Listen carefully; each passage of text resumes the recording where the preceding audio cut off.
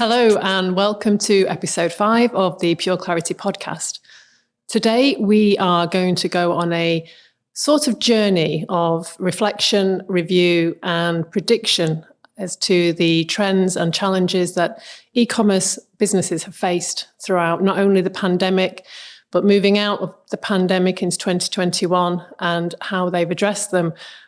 What's most important, though, is we're looking today from the side of agencies. So I'd like to welcome 2 guests to the podcast. First, we have Manpreet Singh, Chief Exec Officer of Bobble Digital, based in Leeds, and Laura Collings, Senior Account Executive of Chilli, based in Kent. Welcome, both of you. Well, thank you for having us.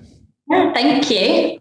First to you, Manny, if we can. As I say, today we really want to have a talk about the last 18 months, about your e-commerce and digital clients, digital marketing clients, and the challenges that they face. But before we get into that, can you give us a little bit of information about Bobble Digital, the clients that you have, the services that you offer, sort of thing? Yeah, so Bobble Digital's been running for about just over 4 years now. We're a fully digital marketing agency. We focus on just a few key services, which is strategy, pay-per-click, search engine optimization, paid social, and video and display and analytics. So we really focus on what we're good at. And our clients really range into kind of 3 key sectors, which is digital tech. So clients offer some kind of software solution to other businesses or consumers. E-commerce.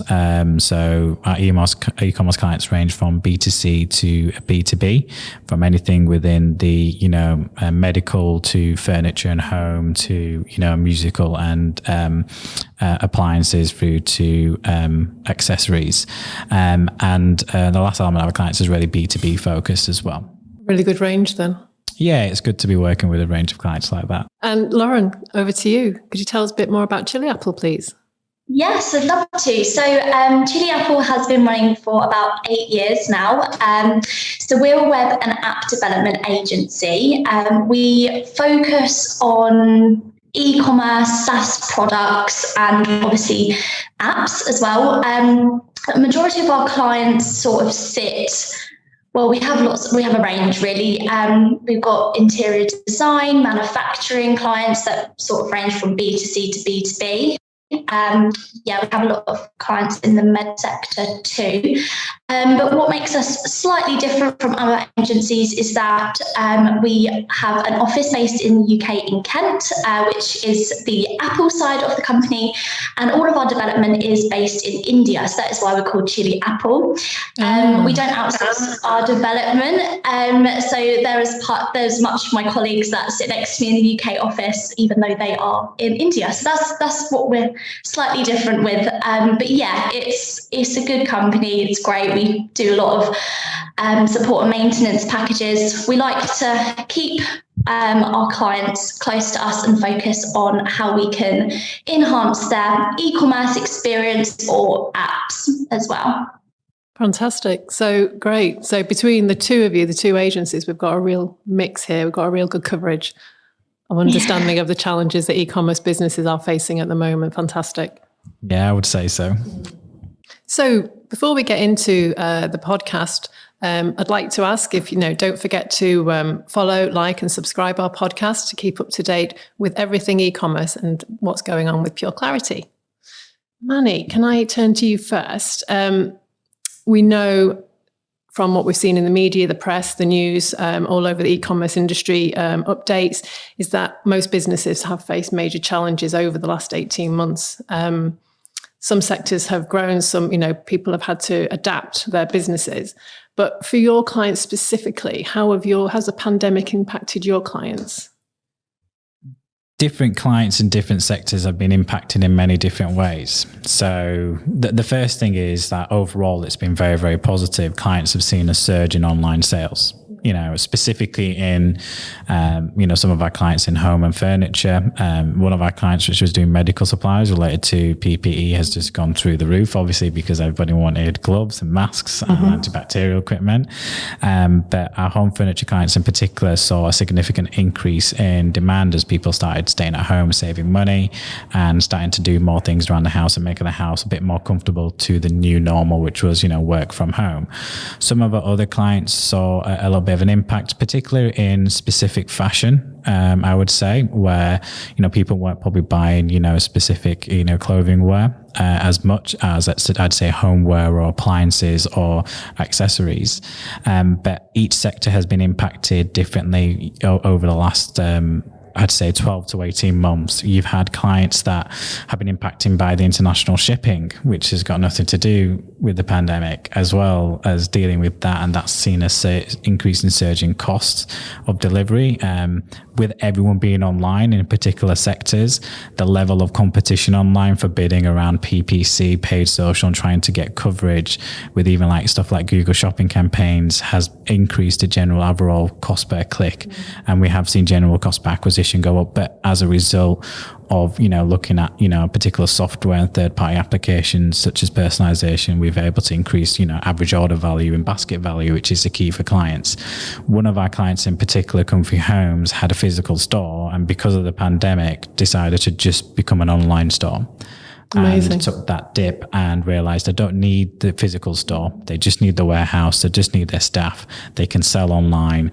They can, adapt their website into different ways and make it more user-friendly, make it more, immersive from a user experience point of view, and really push it out that way. So different clients have, been impacted different ways from the pandemic. But the biggest thing would be, I'd say, just that surge in online sales. And the level of competition online, because, we were all stuck at home. We were all relying on social media and being online and being on devices to socialize and communicate. And that just made it much more of a competitive market overall. Yeah, there's a huge pressure, wasn't there, to have visibility in those arenas. Yeah. It's how do you stand out in that? So we had to get a lot more creative with the messaging and the video and the imagery to kind of stand out. It's not just, offers and sales and discounts. It's, how do you stand out, and make your products visual, where someone might spend, these are products that are not instant buys because they're cheap. Home furniture products are like £500-600. Considered purchases, aren't they? They're very considered purchases, and people were still happy to make those purchases online. So it's how do you make sure that the customer has all the information they need? So a lot more time and constraints and issues with like web development we saw clients have, but thankfully most of our clients have come through it unscathed and actually seen growth. That's good. What about yourself, Lauren? Have you, what about your clients? What have they experienced? Yeah, so in general, we saw a lot of clients really excel in the pandemic, it's really nice to see that you had particular clients that just, their profits soared, their sales doubled, and it was all dependent really on the industry that they were in. A bit like Manny touched on, we have a lot of clients that are in the medtech industry, as well as interior design and retail. I really think that interior design was probably one of the biggest industries that soared through the pandemic. There was a lot of opportunities where people they were stuck indoors. So it people were wanting to spend more money indoors rather than obviously couldn't spend it outside. So that's where a lot of the sales grew in those sectors. But obviously there were some expectations. We have a few clients which have bespoke furnishings, so they're a bit more expensive than compared to a general interior design shop that sells hundreds of products. Some of our clients just sell the odd few product which is bespokely made to that client, as well as there was also people that have just like designer handbags. One of our clients, she sells designer handbags. Obviously people weren't going out to events, and people didn't want to spend as much money on luxury accessories. They were looking at more commodities, and that's sort of where the line was between who sort of saw the increase in sales and who did have a slight drop. But overall, a lot of our clients did see good results after the pandemic, and it helped them with all the profit that they gained through the pandemic. It meant that they were sort of looking at what other competitors were doing. They had more time to invest in how to grow their e-commerce journey, make it a bit more user-friendly, bring in some more ideas to help that user feel more comfortable in their purchase. So in terms of personalization, we saw a lot of shipping and delivery options, so they have more choice. I think that was one of the main types of features that were implemented last year. That's right. I mean, businesses had to quickly adapt, didn't they? They had to be able to push, put everything online. So that in itself presented its own challenges. It's great that a lot of businesses saw the organic growth due to the environment and the fact that you couldn't go to the high street.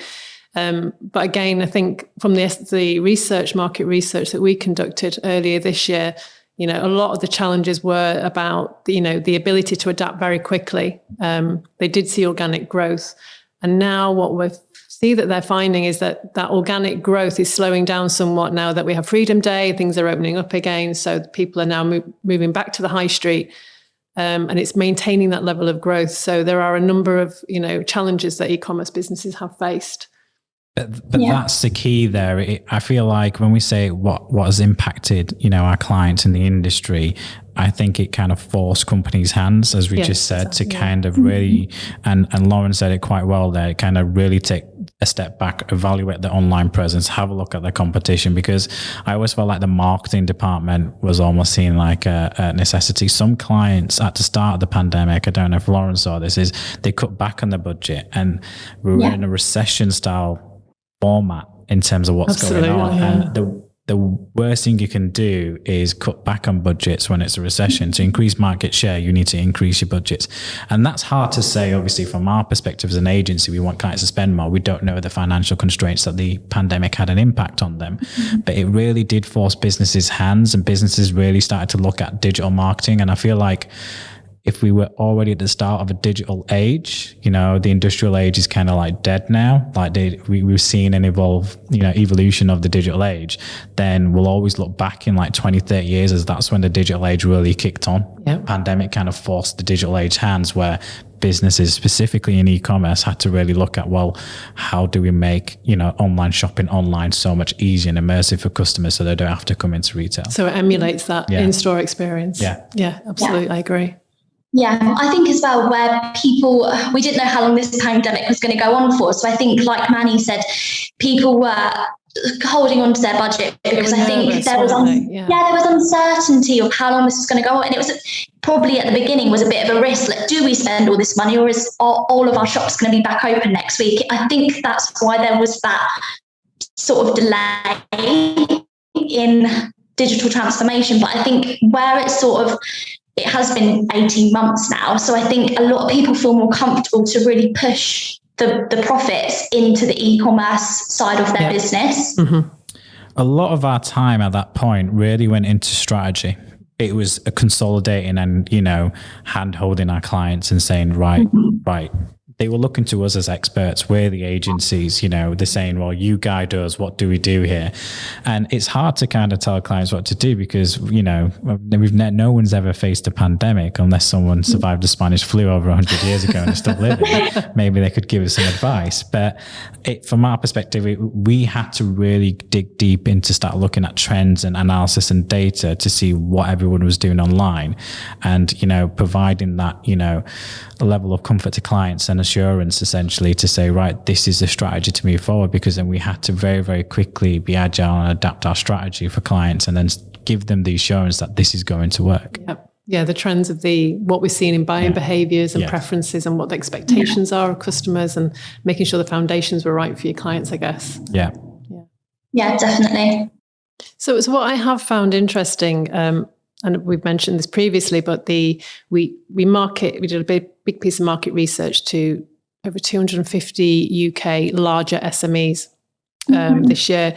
And, what is really interesting is that some of the challenges that they've mentioned you guys have already spoken about. So, the increasingly competitive market, Manny, you've spoken about that. How do they differentiate themselves? And, you also touched on things like data. They've got such an enormous amount of data now coming into their businesses from different sources online. How do they interpret that into a meaningful strategy? And you mentioned that's what you're helping them to do. And just on, point I mentioned is about, they found that they were having to be very reactive rather than having the luxury of being proactive, which is with the position that they're in now. So what I would like to, if you can, just drill down a little bit more into some of the sort of the more tangible challenges that they've come to you and said, for example, Manny, Lauren, we've got this issue. How can you help us? So what have they come to you? What kind of requests have they come to you with? Manny, do you want to? I think for us, it was customer expectations between what they were experiencing in store and transferring that online. Yeah. So with again, I'll come back to Comfy Homes. They only really focus on the in-store experience. People knew the store was closed and then having to go on a website they hadn't used before.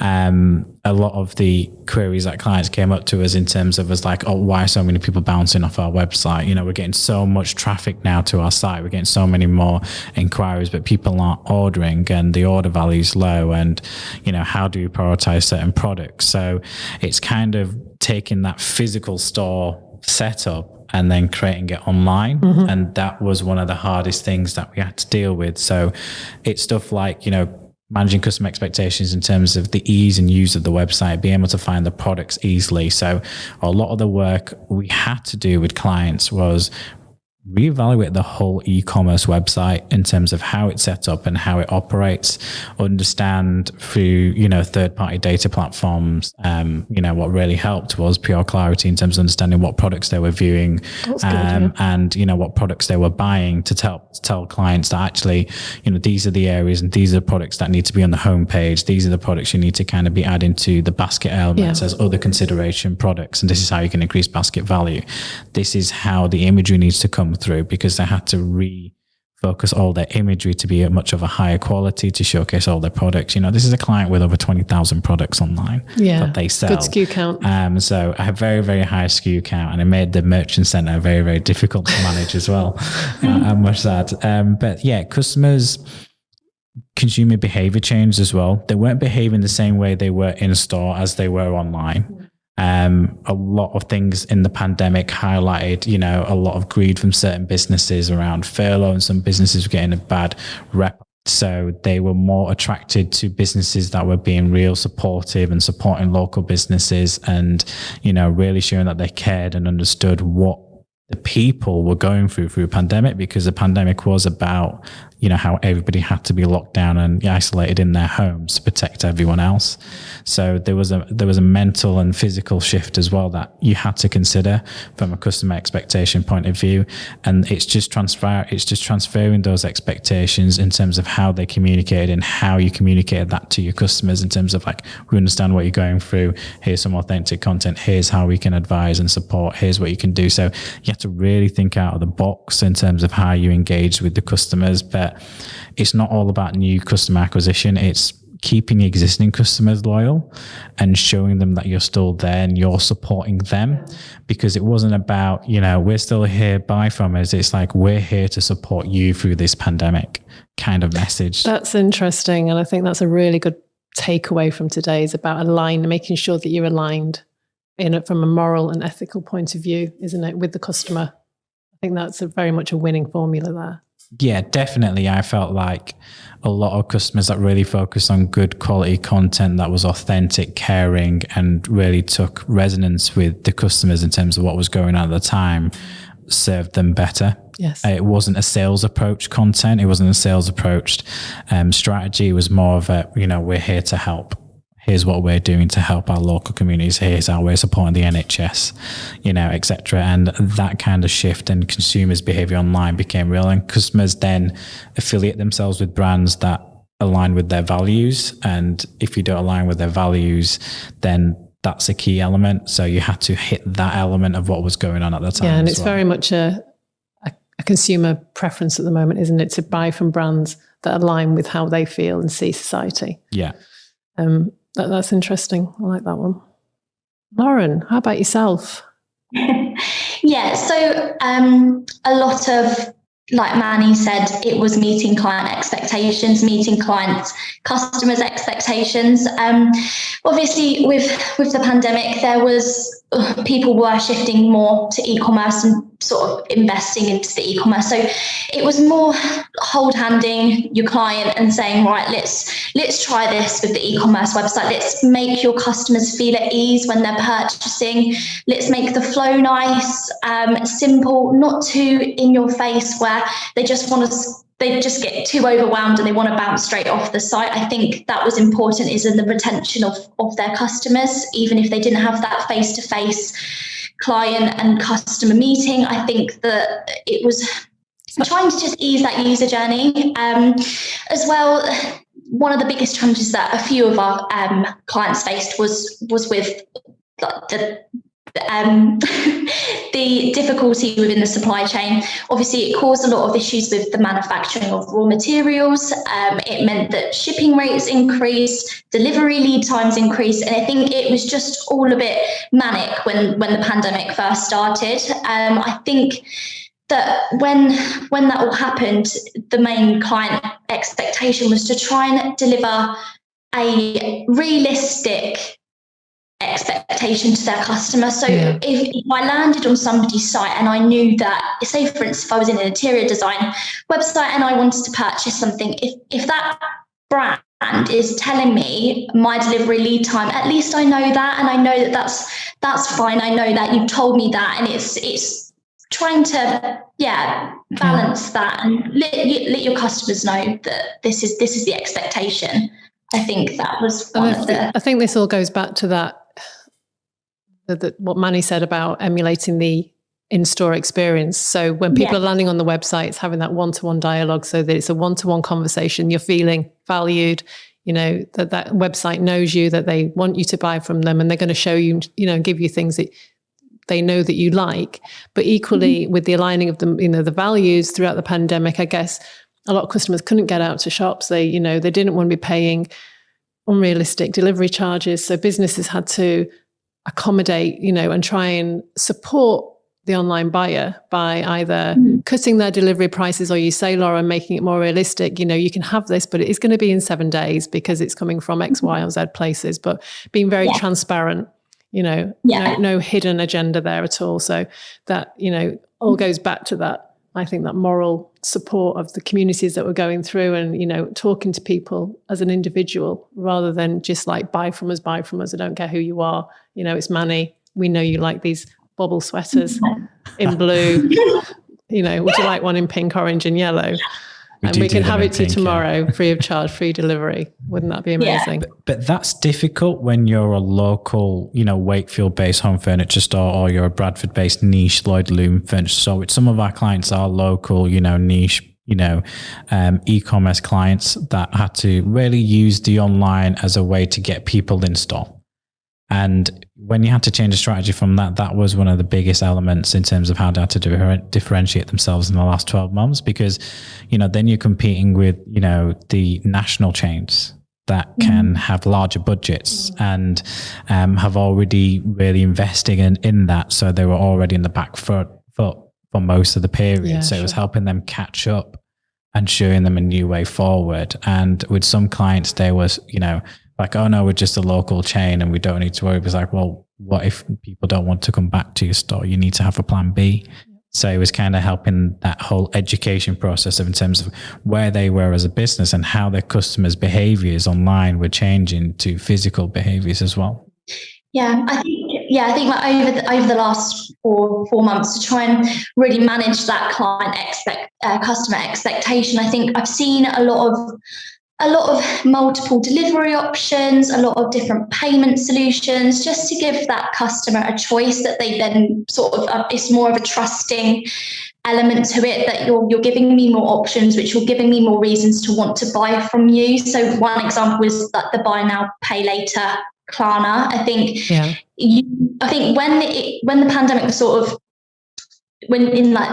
as it sort of passed within like 6 months, I think Klarna was sort of giving that option that customers could buy for a luxury good or something that's not a necessity, but have that choice to not pay it up front in all one cost. You can split it, and I think it just makes the customer feel more trusting with that company, which obviously then building their brand recognition, their brand awareness, that they're building that trust with that customer.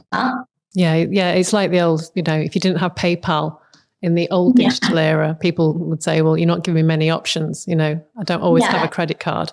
But now people go onto e-commerce websites, and if they don't see the options, like you say, installment, interest-free payments through people like Klarna, PayPal, Apple Pay, your standard debit and credit card, it puts people off because they want to pay on their terms and what's good for them. So that's a really great point. So I guess what I'd like to ask next is, believe it or not, we're already almost coming into September already. I don't know where this year has gone, but we've only got a few months left of 2021. But the market research back in the spring of this year that we did, 89% of those 250 companies that were asked, what amazed us was that, some form of personalization, which goes back to what we've just spoken about, that one-to-one dialogue, that recognition of the customer when they land on the website, is very much what their priority is of where they want to take their e-commerce roadmap. There was other priorities for them, such as improving their ability to capture data, Manny, which talks about your point, payment methods, Lauren, exactly what you've just spoken about, and more automation, adoption of AI software, anything that can help them make their lives easier, automation of making, alleviate the workload that they've got going on. So those were like the key things that they wanted to look at. So let's go back to your clients again. Has there been any trends in the kind of demands for either software, particular developments that they've asked for, or different apps, or a solution that they've come to this year, that they're saying by the end of 2021, this is what we really want to have in place? Lauren, should we come to you on this one first? Yeah, sure. So, I definitely agree with the personalization aspect of being a trend. It makes the user journey. It's been immense how it's impacted the user journey. It makes that one customer feel like they're the only customer on the website. It's personal. It knows what the customer's been looking at, and it relates everything to that specific user journey. I think that obviously with the impact of the pandemic forcing businesses to shut down, I think that everything's being more online now, as we've obviously touched on. But I also think that it helps to bring that in-store approach to online by being having that personal touch. I also think that abandoned cart has also been very much requested, having that personal element to the abandoned cart, trying to increase average order value, and just trying to sort of make that customer think that we know what you've been looking at. Like, why don't you purchase it? We can give you 10% off. I think it helps to increase sales and profit, and it's a nice touch to have on the website. I also think that obviously with the majority of sales being made online, but specifically for mobile devices, so there's a need for that streamlined mobile user journey, which is more important than ever. The benefits of being more mobile on the website, having it in a mobile device, there's a need to have a benefit of an app, but not have to pay for that high cost of developing an app. So obviously there's a bridge between a website and an app, and it's called a PWA, so a progressive web app. It's lighter to use, it's less complex than an app, and it's obviously more cost effective.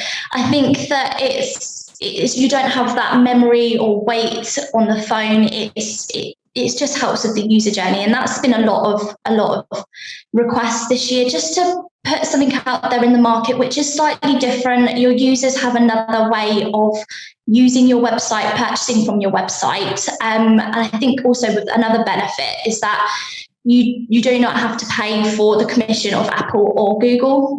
There's Apple pays like that. I think it's 30% of in-app purchases. So that's been another request of trend. It's just obviously cost effective. It's another way to use the website, but it's more simplistic. It's on your mobile. You don't really know if it's a website or you are actually using an app. So that's been one of the biggest trends as well.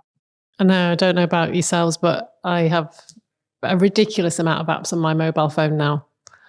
I'd say a year ago, very few, but now everything. If it's not got an app, I don't want to use it. So yeah, that's quite cool. Yeah, I think my phone's just full of, it used to be categorized in terms of apps, and now it's just, I look like a crazy person with like so many pages. Brilliant. So what about yourself, Manny? What have your clients been asking for? I think the key trends, I definitely agree with personalization. You just have to look at what, the growth that Amazon's achieved over the last, 18 months. There's a reason Jeff Bezos is by far the richest man in the world now. And that wasn't because he did something spectacular. It was because of the growth Amazon achieved, because people went through online shopping. Especially what people forgot to realize was the FMG side of stuff, the fast moving consumer goods market, which, Amazon do really, really well on, including groceries. So everybody then wanted to be like Amazon. They wanted that ability to be like, how do we be able to offer this, personalized service and element. So, personalization, I think, is key, but it comes in so many different forms, in terms of how you do that and how you reach out to that client. So, one of the trends most of our e-commerce clients is like, well, how do we personalize our website? And, we had to look at tools, PureClarity being one. We had to look at other elements in terms of how clients could get a custom experience online. But for most, the trend was really branding. And that might sound weird or off target, but, we're not dealing with the, the Amazons or the, DFDSs, or the Asdas and the Georges of the world. We're dealing with, like I said, brands like Comfy Homes, which, are very well-established brands in West Yorkshire, but not at a national level. Mm-hmm. So there's an element of branding that had to be done. So clients were like, well, why are we not getting the reach we need to do? Well, people don't know you exist. And then you have to provide validity to what they're doing. So like Lauren said is, you got to show them the different level of payment options available, like through Klarna, so that you become trustworthy. They're not going to trust a local, a retailer or a store or a furniture company without, seeing some kind of, I'd say, validation or trust element that comes from that. So there was an element and a trend which we saw with more of our, I'd say, micro and SME e-commerce clients, where there was a branding exercise needed, where we say, we need to get you and your brand on YouTube pre-roll to customers. We need to get you on, Facebook, not just to drive conversions and do Facebook, catalog ads. We need to do actual promoted videos and get you in story and actually tell people and your ideal audiences that you exist. Yeah. And these products exist. We need to get you out there. And then it's kind of taking them down the whole funnel process. And we always say, well, that's top of the funnel. It's branding, it's getting people to your website. But then the biggest trend is data analytics. Data became so key and is so key right now for all our clients, is that the level of data we're going into and the tools we use really help our clients kind of stand out from an e-commerce perspective, because we're helping them understand, right, well, we did do this branding exercise, which was a key trend and needed, but here's what's happening on the website. Yeah. Here's who's jumping off and why. Here's, who's converting, or here's who gets to added to the basket level. Here's what products they're looking at. Here, existing customers that have come back and how you're going to do that. All that kind of data, and using that data to find new customers through that strategies like lookalike targeting. So the data was the biggest trend, and now our clients are more data focused than I say we are, where they very, very like to get into data because they see how valuable it is. So we are in a digital age, as I said, and part of that is understanding, the data that your customers freely give to you. Yes. And it's as long as you're able to track that, that's the key element. So it's the tools and software that, was the biggest trend, was the data analytics, because that is what's helped shaped to get our clients to where they are, because we're not doing any guesswork. Like, should we try this? Should we try that? At the start of the pandemic, yes, there was some guess elements in terms of we had to see how trends and how test things as well. You have to test. There's an element of test, but you've got to be agile. Then you've got to follow the data from that. If you're testing 2-3 different elements, which one's working, understand why, use that data and move it forward. So that's the whole beauty, isn't it, of the digital age. Everything is trackable, everything's transparent, and there's a true science behind the strategic decisions that are made based on the insights that you get from the data, which is fantastic. But it's getting, as you say, down to that level of understanding and having that tracking in place and that measurement of what's happening, what's working and why. With one of our clients, they assumed that 90% of their customers was female. We proved that, so it's only 60%. The other 40% were male.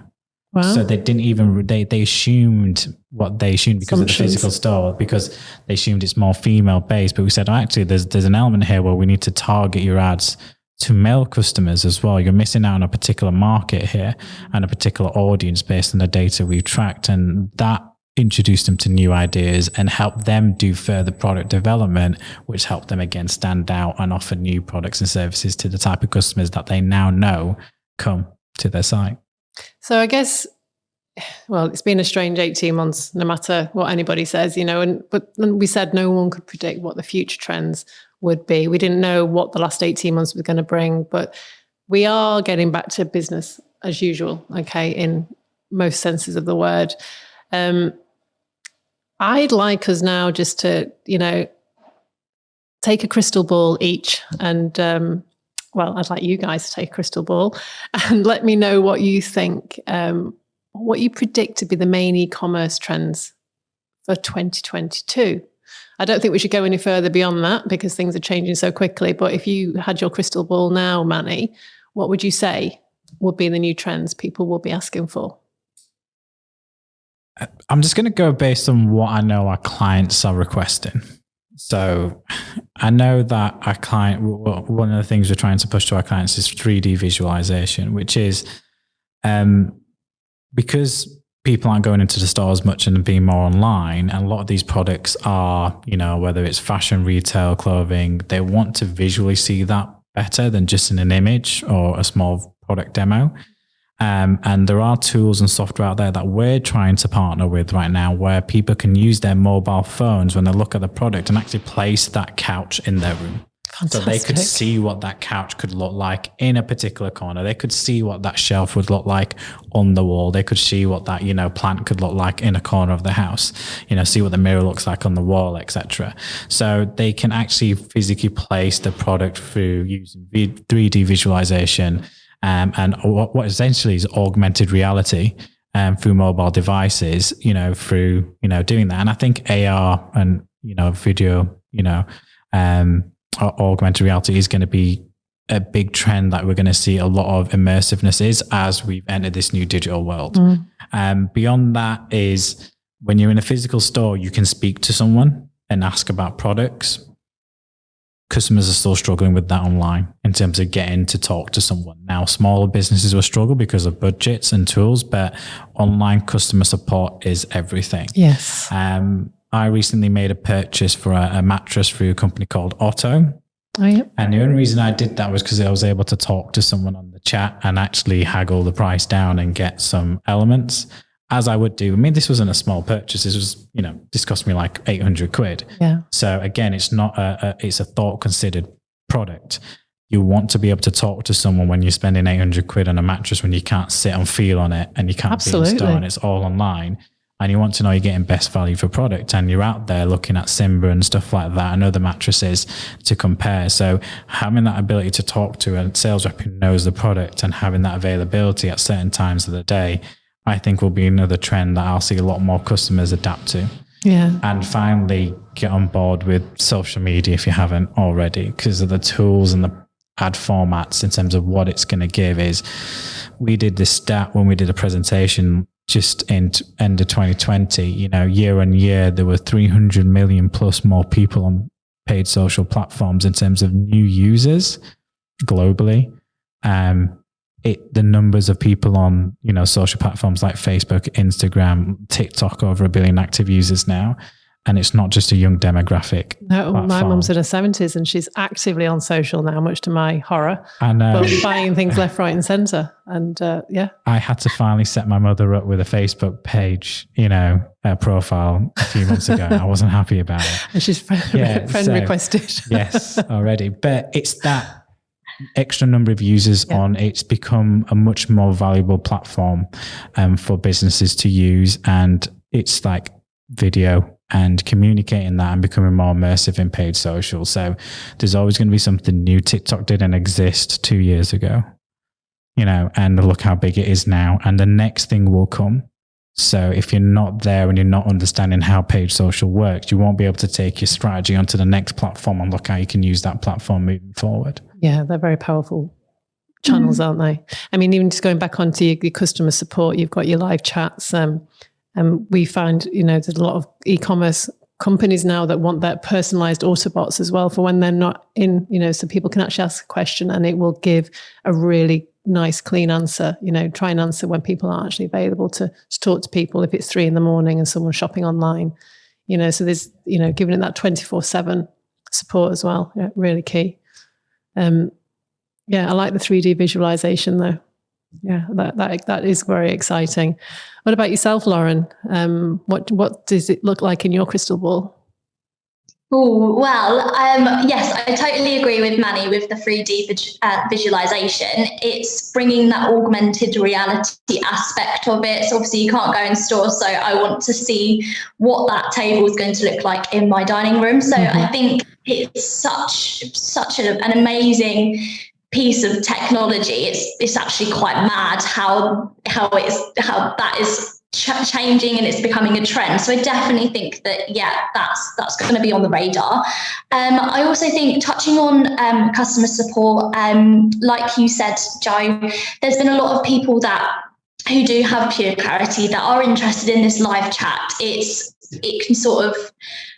can annotate and it knows what people want, and it's less stressful that you're talking to a live bot and it's not really answering your question, and it's more related to what you're actually asking for.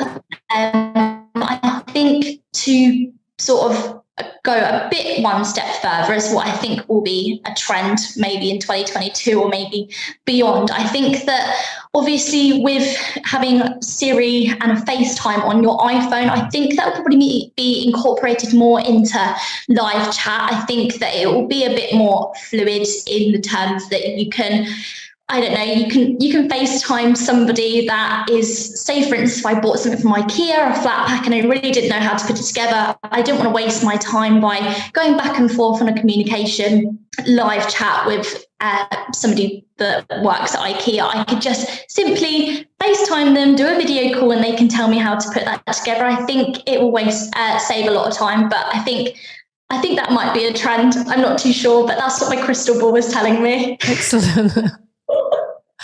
Yeah, voice interaction is going to be very strong, isn't it? And FaceTiming, that one-to-one. It's all about that one-to-one again, isn't it? It's all about, getting the answers that you need there and then.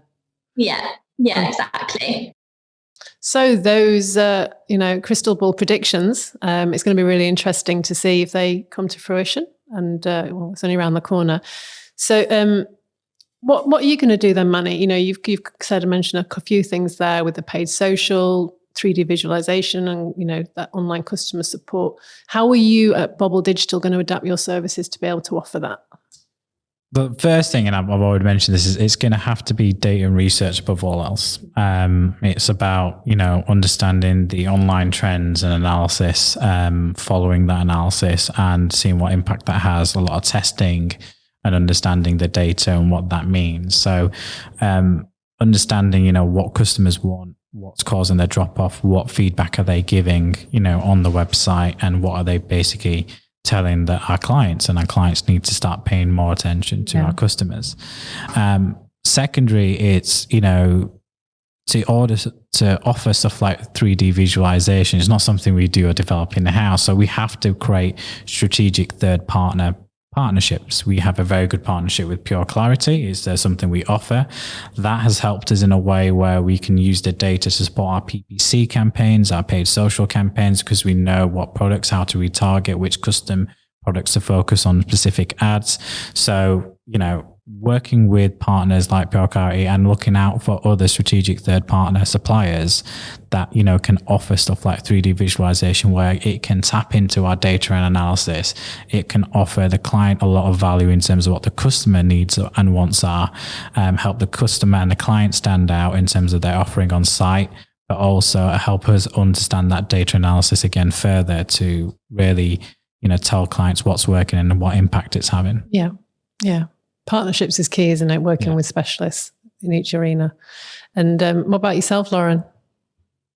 Yeah, I definitely think research, taking in that data that's coming through, where is it coming from? How can we use that data to support our clients? Thinking of the next best thing that based on maybe the data or what their competitors are doing. I think competitor analysis is really important, as well as data analysis. It's always keeping up to date with what your competitors are doing and how you can incorporate either the same thing or something different into your own website. I think it's important that, yes, you can go off of what your competitors are doing, but does that fit in with your brand? Does that fit in with your strategy? I think it's important to really narrow down the client requirements, think about what would really suit their brand and how can we introduce that into their e-commerce development.